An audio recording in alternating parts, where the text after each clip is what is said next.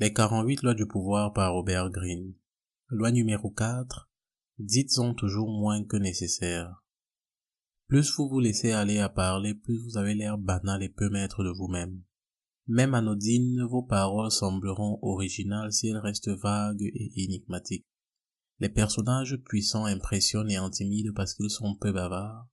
Plus vous en dites, plus vous risquez de dire des bêtises.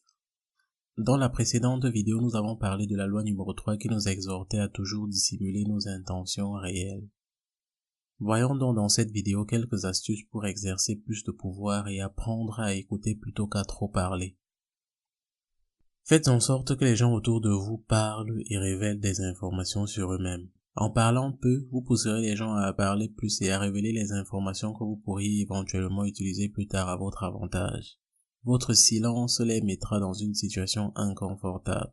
Ils se hâteront alors de combler ce silence en bavardant à tort et à travers, trahissant ainsi toutes sortes d'informations précieuses sur eux-mêmes et leurs faiblesses. Plus longtemps vous restez muet et écouterez, plus vite les autres agiteront leurs lèvres et leurs dents en vous donnant ainsi accès à leurs intentions profondément enfouies.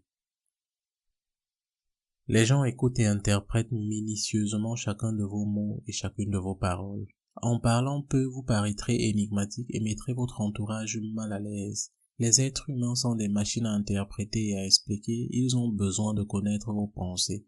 Si vous révélez celles-ci au compte-gouttes, ils ne pourront jamais percer à jour vos intentions réelles.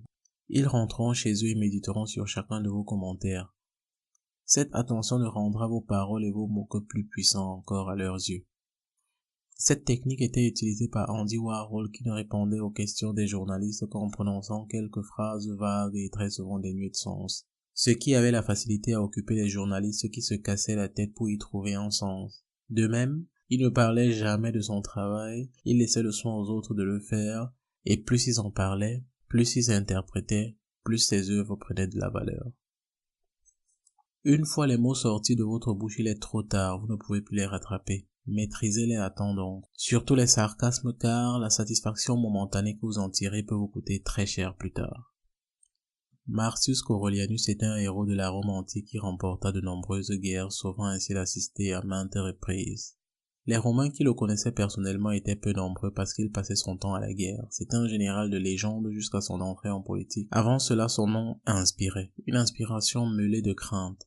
Après son entrée en politique, plus il parlait et insultait le peuple, plus il diminuait son pouvoir, ce qui eut pour conséquence que le peuple le trouva indigne de respect et le chassa de la cité. Il sera très difficile pour les gens de vous tromper et vous manipuler s'ils ne connaissent pas votre position et intention. Louis XIV était un monarque très peu bavard. Sa plus célèbre phrase était « L'État c'est moi ». On ne saurait être plus concis ni plus éloquent. Son fameux « je verrai » était l'une des seules réponses lapidaires à toutes sortes de requêtes. Personne ne savait vraiment ce qu'il pensait ni ne pouvait prédire ses réactions. Nul ne pouvait le duper en prononçant les paroles qu'il pensait que le roi attendait car nul n'avait la moindre idée de ce qu'il voulait entendre. Ce royal silence le fit craindre et obéir. Le pouvoir est en bien de manière un jeu d'apparence et moins vous en dites, plus vous paraissez puissant. Il est néanmoins des situations où il est peu avisé de garder le silence. Le silence et la réserve doivent être pratiqués avec précaution et seulement à bon escient. En outre, les mots peuvent dans certains cas servir de diversion utile à certaines supercheries. En parlant peu et en se faisant passer pour plus faible et moins intelligent que sa cible, on arrive à rouler le gogo avec plus de facilité. Merci d'avoir regardé. Quel stratagème utilisez-vous? Êtes-vous plutôt bavard ou peu bavard? Laissez votre avis en commentaire. En attendant, n'oubliez pas de vous abonner et partager pour plus de vidéos.